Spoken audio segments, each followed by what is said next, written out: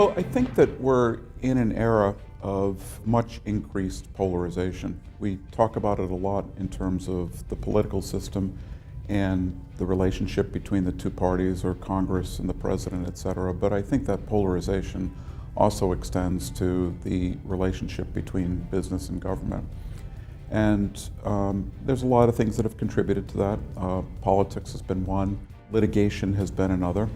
And I think that I think both parties need to understand that it's very important to restore some balance to this. I think about, for example, financial crises. We've had dozens of financial crises in this country from its inception. And each one has been solved by some form of government and some form of business coming together. In the case of financial crises, typically the banks working with government to resolve them. I'm not sure that could happen today, and that would be a problem. So this is a vital issue that we need to address. And I think we start to get there by recognizing that polarization of any kind, particularly the extreme that we have now, isn't an effective way to run a country.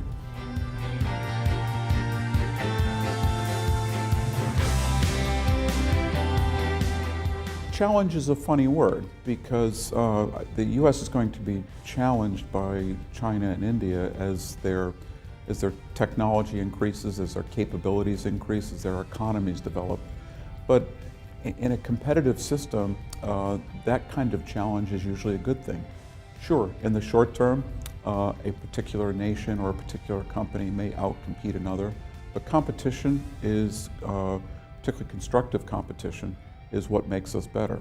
So in my view, as long as we keep we keep the rules of the road clear, have open and free trade, are focused on making sure that each of our countries are in fact doing better, and that we're doing better not at the expense of our competitors, but we're doing better as a whole, I actually think that those challenges will be short term. In the long term, I think the fact that you have countries like China and India developing as rapidly as they are, have rapidly expanding middle classes, which tend to result in more consumption, that generally should be a good thing for the entire world.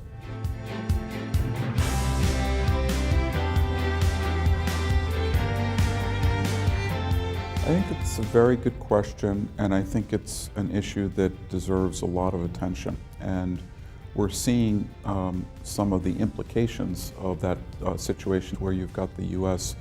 really providing an enormous security and costly security umbrella for much of the world. You're seeing that play out as we speak now in the crisis in Ukraine. I think there needs to be a return to much more balance.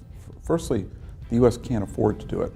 It's a different situation now from back after World War II, where essentially those nations that were defeated were in wreckage, and most of the nations that were the so-called victors were in wreckage. And it was only the United States that was able to bear these kinds of burdens, and out of that came things like NATO and other kinds of defense treaties. We're in a very different situation now, and I think there needs to be a rebalancing of some of these defense obligations. There needs to, in fact, be much more sharing of leadership by the U.S. with others, because leadership has a price, not just the monetary price, but there's an accountability price. And it's just not clear to me that you want a world order in which the U.S. is the only paying or the primary paying and accountable partner. I think you want that shared across nations.